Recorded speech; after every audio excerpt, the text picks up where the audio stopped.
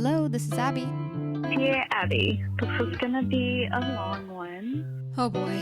Dear Abbey, how do you tell the difference between a new exciting crush and a rebound? Does it matter? Dear Abby. Dear Abbey. Dear Abby. Welcome to our little corner of the internet. This is the Dear Abby podcast. I hope you stay and hang out with us. See you in a sec.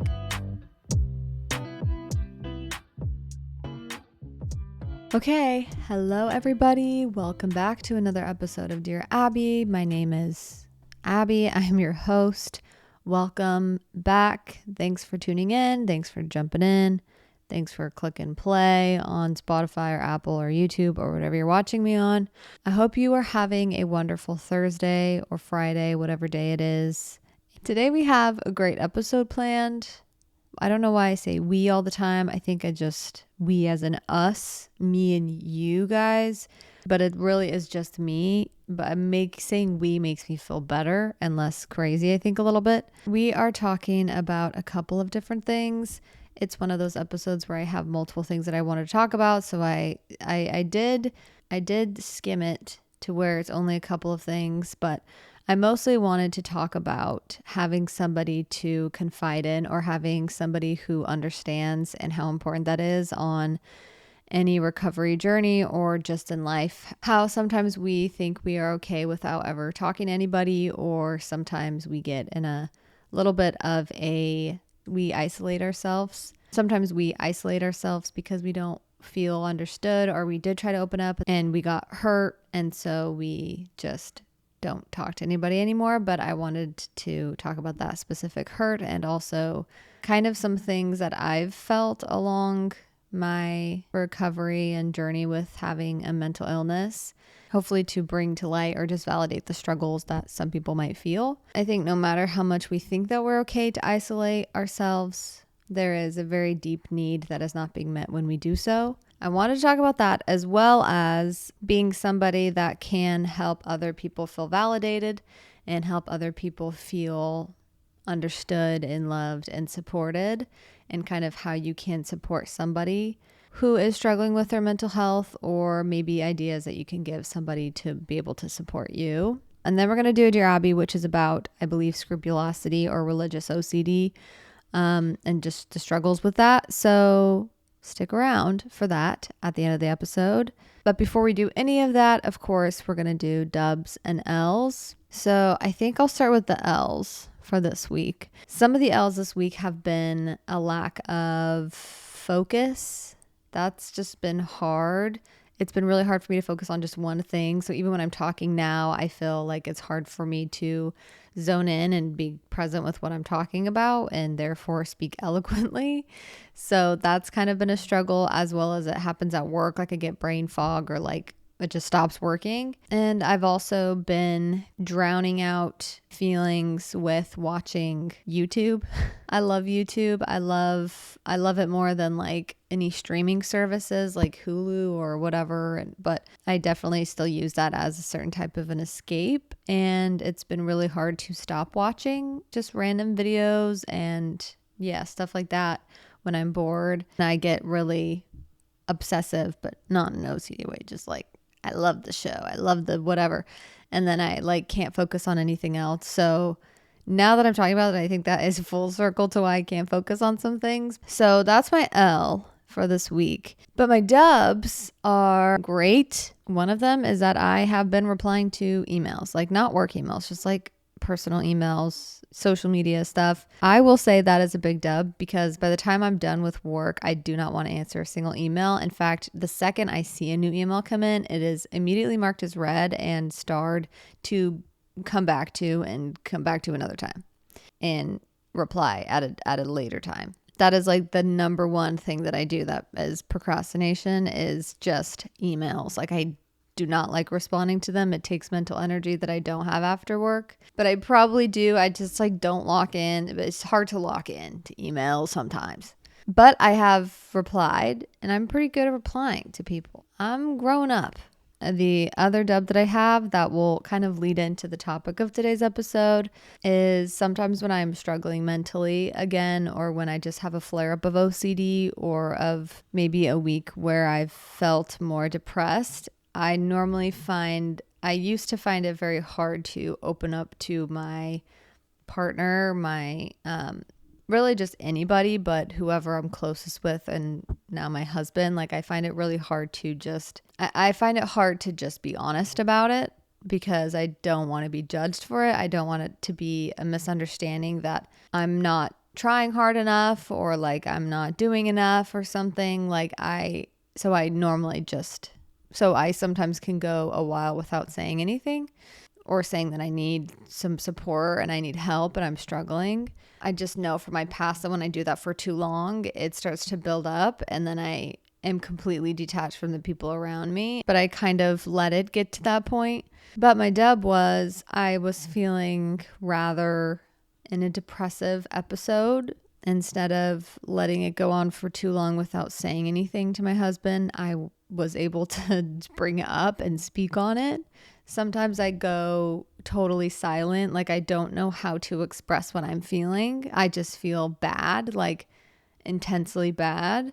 And I also don't want people to think I'm a baby, or like I'm just complaining. So I normally just keep things to myself. One thing I've learned along my journey with mental health and struggling is the more honest, the better, in the sense of if you're struggling and you need help or support, or you just feel scared, or things are hard, or you just don't want to be as alone because OCD or bipolar and other things can be so lonely. So it makes it hard to connect to people. And then sometimes when you try, you get rejected, or you just don't feel totally understood. And so you almost feel worse. So then you kind of retract even more to where you're now isolating. Yeah, sometimes it just creates a bad pattern of isolation. I'm grateful enough to have someone supportive who I can be really honest about how I'm feeling about things. And that being said, it's also not someone who totally understands all of it, but who allows me to just feel the way that I feel without trying to fix it all the time. And a note on that is, sometimes in relationships, we feel like our partner needs to already know how to handle our mental illness, or they already need to know how to give us everything that we need without us asking or helping, or maybe explaining something that might be helpful. And that if they don't, that there's a lack of love in some way on their end for us. But that's just not true. There's a lot of things that your partner wants to probably do to help. They just don't know how. Especially for guys, they like to fix things. Like, that's how they feel useful. So if they're trying to fix your feelings, or they're trying to fix your mental illness, like, it's coming from a good place. But also, it doesn't mean you're in a bad relationship if you have to instruct or help them understand what is more helpful for you than to like fix, or to, try to fix you. Because you can help and fix yourself in one way or another, and that's not really what your partner's there to do. So don't put that pressure on your partner. And if you are the partner that your significant other is struggling and you are the support system, don't put the pressure on yourself to fix them, heal them, whatever. Like, the best thing you can do to support somebody is to just simply be there and let them lead their healing, but also just gently guide them if need be. But even then, make them feel like you trust them. Because when you are struggling with mental illness, you already feel a little bit crazy. And so when somebody treats you like you are, or when somebody tries to think that when somebody makes you kind of feel even more crazy, it doesn't help you get that confidence back. At least that was my experience. So again, it's okay if you need to help your significant other, or if your significant other needs to help you and instruct on how you can better support them through your recovery or through just your ups and downs.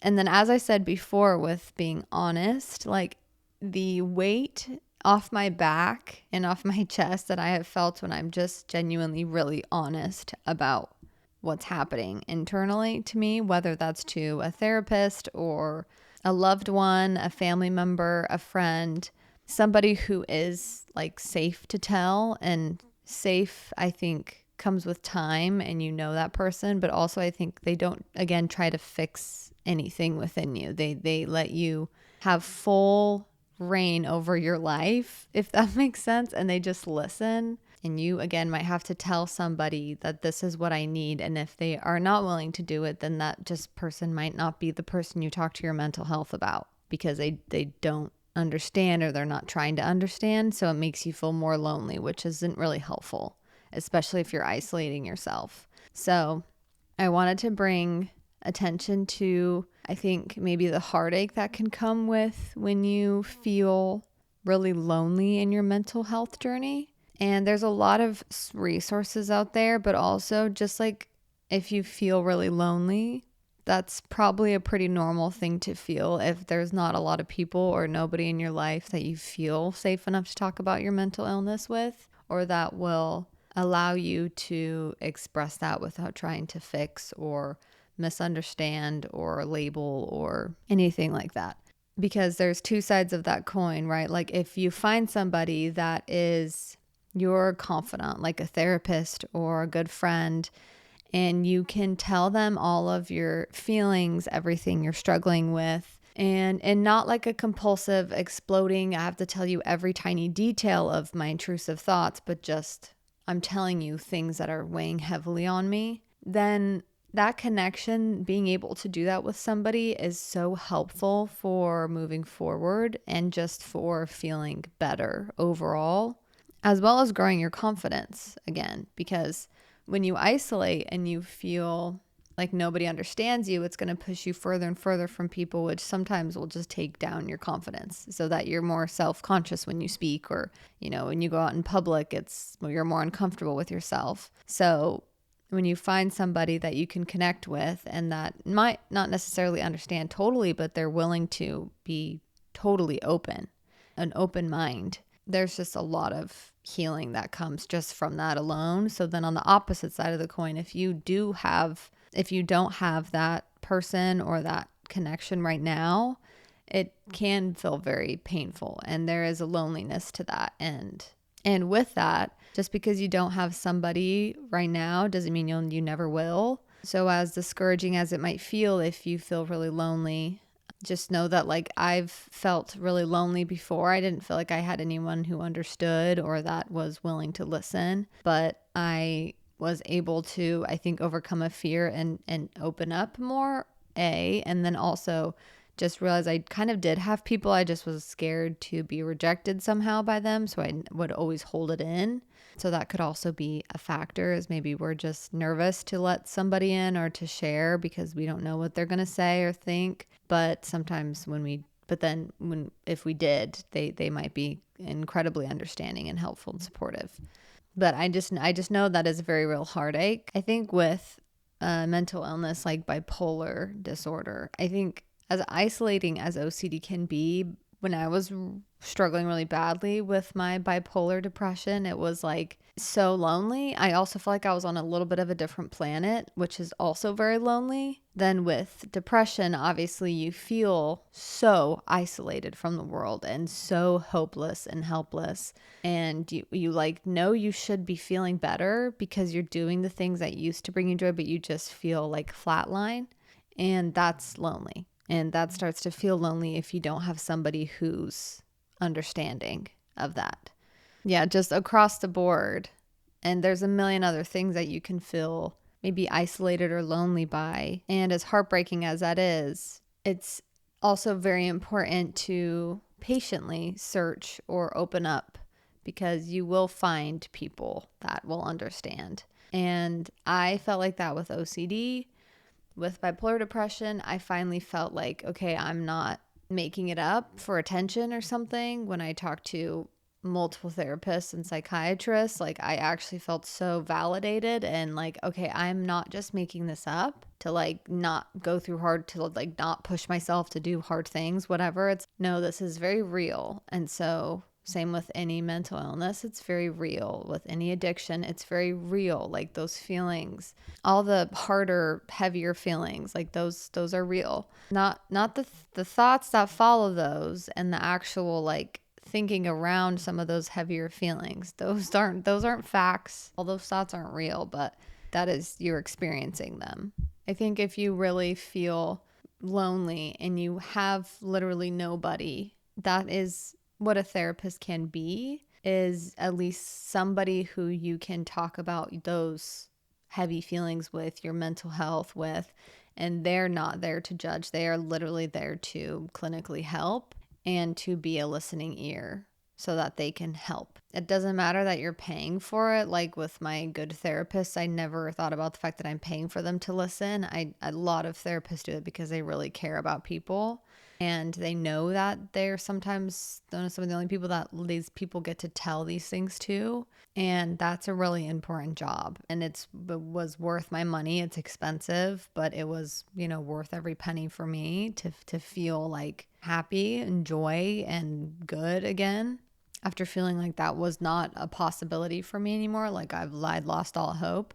As well as there's just could be friends or people that you can take that extra step with, that to be maybe more vulnerable or more honest, to kind of see where that leads. Because sometimes we can be maybe stagnant in a relationship, especially in a romantic relationship. Sometimes we're scared to open up, to be honest about how we're doing. And instead of joking around about it or in a roundabout way, saying something, to be like straightforward and to be really honest and put it all, out there. That doesn't guarantee that we're not going to get hurt by doing that, but it feels a lot better to be able to be honest, because when we're honest with other people, I feel like it's easier to be honest with ourselves, because that's like a process of being honest with ourselves. Is like, if you want to tell somebody something, if you want to be honest about something, then do that, because that's actually being honest with yourself. And then another source of support can be support groups.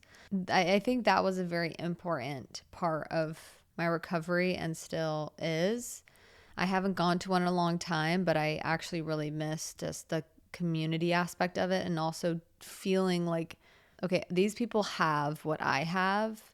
And it's kind of nice that you don't really know anybody. You're just there for that one reason. Like, there's something that's comforting about that to me. Like, we're not here because we're all friends. Like, we're here because we all struggle with the same thing, and we need this and we need each other. That's a very comforting experience. Another aspect to this is being somebody that is willing to understand and have an open mind about people and things in life. I have had conversations with people that have an idea of what OCD is. They have a preconceived idea of what things that I've gone through are, like why they've happened to me, all of these things. And when I have conversations with those people, I feel so unseen. And I also just feel so lonely. I feel more lonely than when we started the conversation. And it's opened my eyes to what it's like to be an understanding and open-minded person, and to really let people feel like they can be their self, and also to give people to be more of like a witness to people's lives than to be the controller of it or to be the judger of it. Unbiased. I don't know their life. I don't know everything about them. There's no reason, and there's no good that comes from judging somebody, especially somebody that is coming to you and confiding in you and telling you something that they're struggling with, that is hard for them, an aspect of their life. We as humans can be very presumptive, judgmental, and I think there's pain in that within conversation, because there's just a lack of compassion in that. Somebody might have an opinion on something. They might come to you, they might open up about something, they might feel a certain way about something, and then 2 weeks later they might feel totally different. And sometimes all we need to do in conversation is to just be a witness to that and let them figure it out for themselves.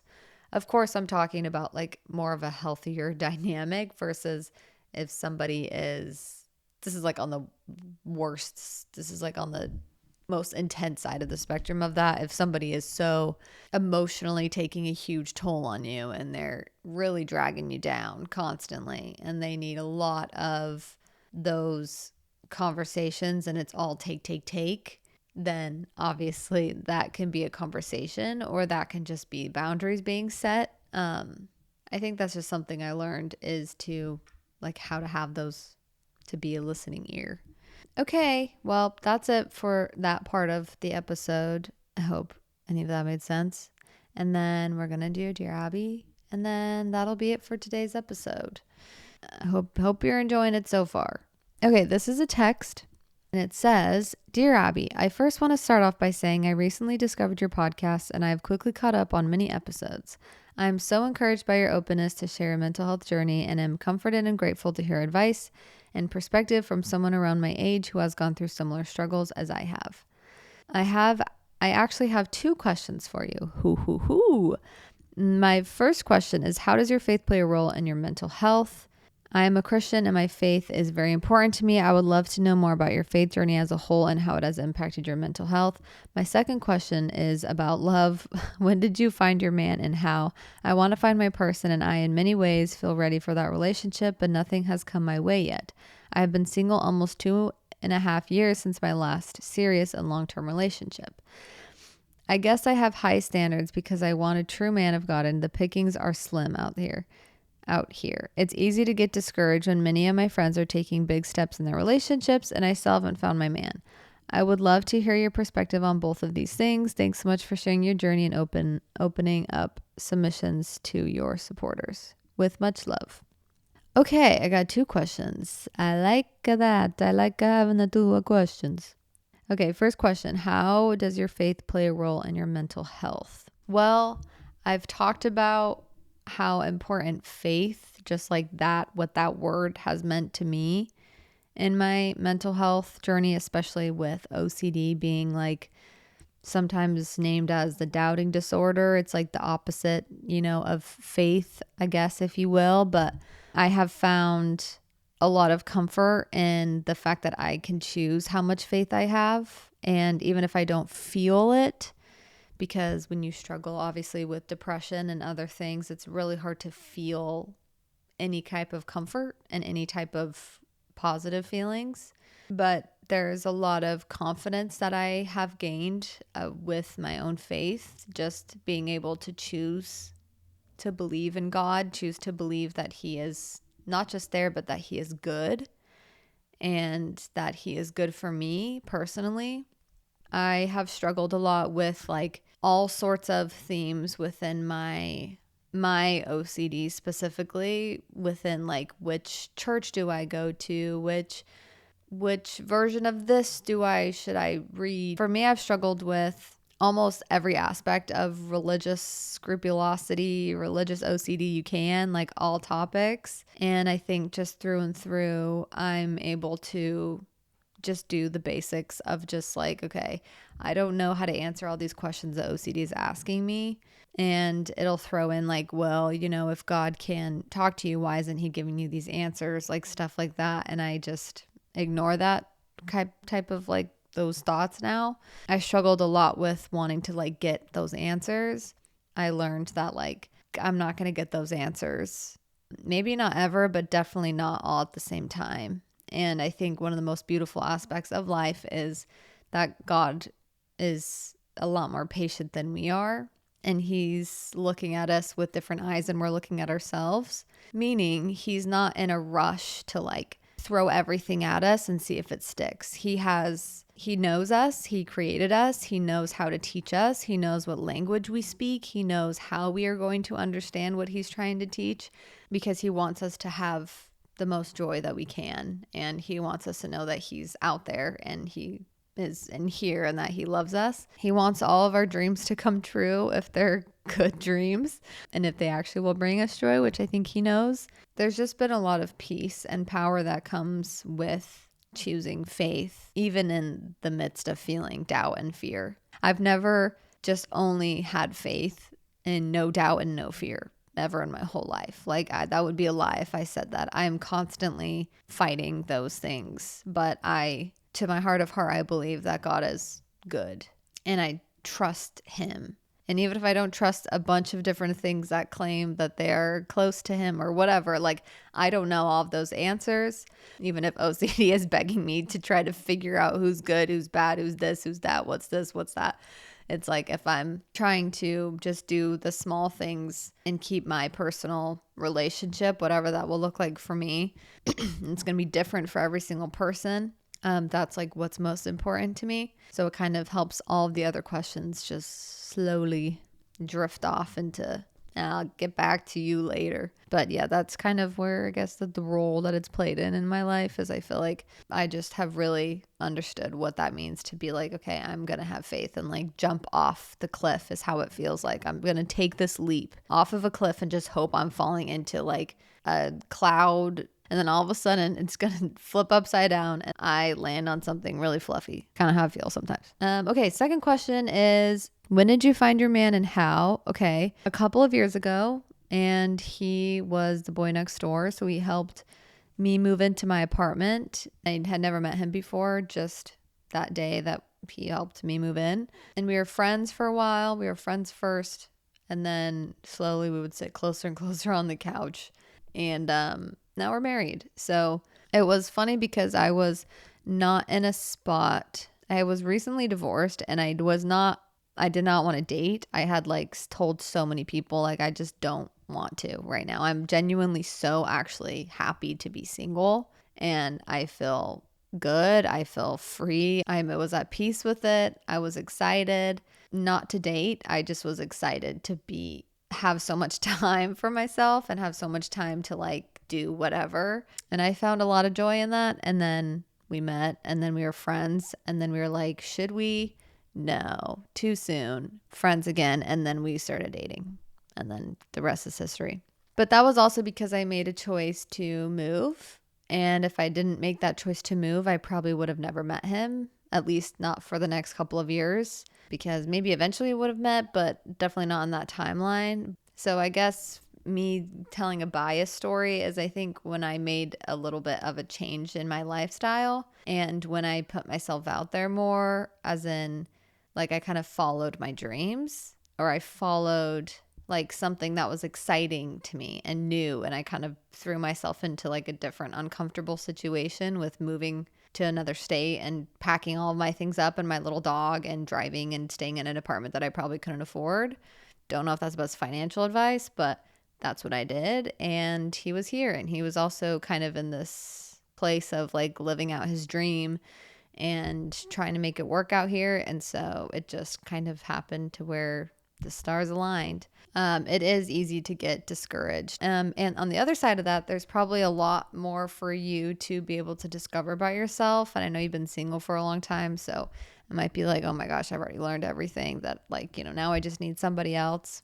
But maybe just get curious about, maybe you're not done learning everything, and not that you have to learn everything before you meet someone. I think maybe find ways to still be excited about it. And if you're tired of dating, then maybe stop dating for a little bit. That might be bad advice. I don't know. But just like put yourself out there, and not in always a dating way. Just like follow your dreams type of a way. I think it's good that you have expectations and standards for like the man that you want to marry. You will find somebody that will fit that criteria, at least for the most part. No one's going to be perfect and be like a perfect godly man that never makes a mistake or anything like that. I do get being discouraged because you feel like there's slim pickings, but I do think that there's more people than you might think. But even if there is slim pickings, like, you will still find somebody. Okay, well, that is it for today's episode of Dear Abbey. I hope you enjoyed it. If you want to support the podcast, you can leave a rating and a review on Apple and Spotify,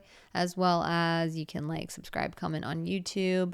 If you want to go the extra mile, you can share this episode on your story, or any episode, anything that you like. Share it, tag Dear Abbey Podcast on Instagram. I don't think other people do this. This is more of a stream thing, but people used to do clips if you want to go crazy. I don't expect anyone to do that. I just wanted to throw it out there and see if anyone bites. Just want to toss it out there, see if it sticks. But yeah, thank you for listening. If you guys, what's the other thing that I say? I hope you guys have a wonderful weekend. Thanks for writing in, as always. And love you guys. Bye.